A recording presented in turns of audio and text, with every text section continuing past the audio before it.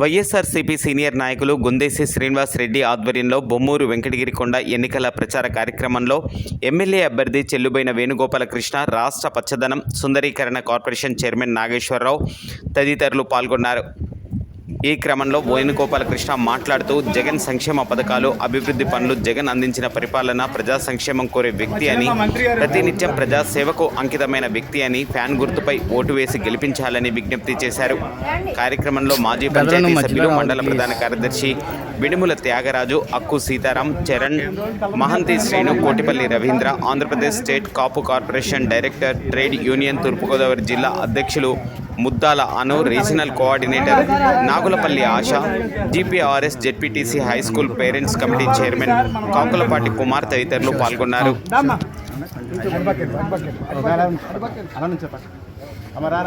కొంచెం వెనకొచ్చి long shot తీసుకొచ్చి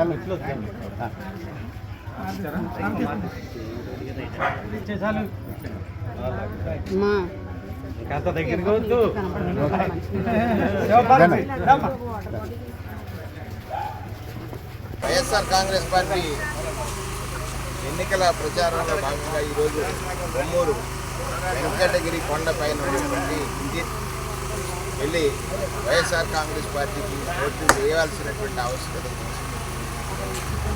ఇవాళ పెన్షన్దారులు పడుతున్న అగచాట్లకు కారకుడైన చంద్రబాబు నాయుడు రోజు తనకున్నటువంటి తప్పుడు కథనాల్ని ప్రచారం చేస్తున్నాడు. అప్రమత్తంగా ఉండండి అనేటువంటి విషయాన్ని చెప్పినప్పుడు వృద్ధులు ఎవరైతే ఉన్నారో 2 నెలల కాలంలోనే మాకు చుక్కలు చూపించాడు నాయన చంద్రబాబు నాయుడు, ఖచ్చితంగా అతనికి ఓటమి మా శాపాల ద్వారా కలుగుతుందని చెప్తున్నారు. పాలనలో ఒక దక్షత, ప్రజావసరాలు తెలిసి పాలించటం. ప్రజావసరాలు తెలుసుకుని పాలించేటువంటి నాయకులు చాలా అరుదుగా వస్తారు. అందులో ప్రప్రథముడు జగన్మోహన్ రెడ్డి గారు. అందుకే వారు గ్రామీణ పరిపాలనా వ్యవస్థ గొప్పగా ఉండాలని ఆలోచించినటువంటి వ్యక్తి కనుకే సచివాలయాలు తీసుకొచ్చారు. సుమారు 700 సేవల్ని ఈ గ్రామాల్లోనే పరిష్కారం అయ్యేటట్టు చేశారు. దానితో పాటుగా ఎవరైతే చాలామంది వృద్ధాశ్రమాలు ఉంటాయి, వృద్ధులు ఇంటి దగ్గర ఉండి పొందలేని సౌకర్యాలు వృద్ధాశ్రమాల్లో పొందుతున్నారు. కానీ ఇంటి దగ్గర ఉన్నటువంటి సౌఖ్యానికి వాళ్ళకు కొంత ఆసరా కావాలి. దానికోసం వాలంటీర్ వ్యవస్థ. వాలంటీర్ వ్యవస్థ ప్రారంభం నుండి చంద్రబాబు నాయుడు అలాగే పవన్ కళ్యాణ్ గారు ఇద్దరు కూడా వాలంటీర్ వ్యవస్థ చాలా దుర్మార్గమైందని, వారి వల్ల ఉమెన్ ట్రాఫికింగ్ జరుగుతుందని, భర్తలు లేని సమయంలో వారి ఇంటికి వెళ్ళి వాళ్ళు అరెస్ట్ చేస్తున్నారని చంద్రబాబు చెప్పారు. ఇవాళ వాలంటీర్ వ్యవస్థ గురించి ఉవ్వెత్తున ఒక విప్లవం వచ్చింది, ప్రజల్లో చైతన్యం వచ్చింది. దాన్ని చూసి భయపడి నేను వాళ్ళని కొనసాగిస్తాను, 10,000 ఇస్తానన్నాడు. అది నాలిక. నువ్వు సిగ్గుందా? సిగ్గు లేకుండా నిన్న వద్దంటావు, ఇవాళ చేస్తానంటావు. జగన్మోహన్ రెడ్డి గారిని చూసి నేర్చుకో. నిన్న నువ్వు తప్పని చెప్పింది, ఆయన చేస్తున్నప్పుడు తప్పని చెప్పింది, ఆయన ప్రారంభించినప్పుడు తప్పని చెప్పింది. ఇవాళ అదే నేను కొనసాగిస్తాను. అమ్మఒడి అదే అన్నావు, పెంచుతానంటావు.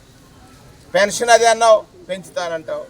సంక్షేమం తప్పన్నావు, ఈ రాష్ట్రం శ్రీలంక అవుద్దన్నావు. మరి ఇవాళ నువ్వు ఎలా ఇస్తావు, ఎలా చేస్తావు? సంపద అంటే సృష్టిస్తాడట. ఎవడు నమ్ముతాడు నిన్ను? నమ్మకం లేని ఒక రాజకీయ నాయకుడు ఈ దేశంలో ఉన్నాడంటే అటు చంద్రబాబు నాయుడే. అటువంటి చంద్రబాబు నాయుడిని ఓడించడం కోసం దానితో పాటుగా ఇక్కడ గెలిచినటువంటి 2 పర్యాయాలు గెలిచిన బుచ్చి చౌదరి గారు, 2 పర్యాయాలు గెలిచిన బుచ్చి చౌదరి గారు ప్రజాగ్రహానికి గురవుతున్నారు. ఎందుచేతనంటే ప్రజాప్రతినిధి అంటే ప్రజల్లో ఉండాలి.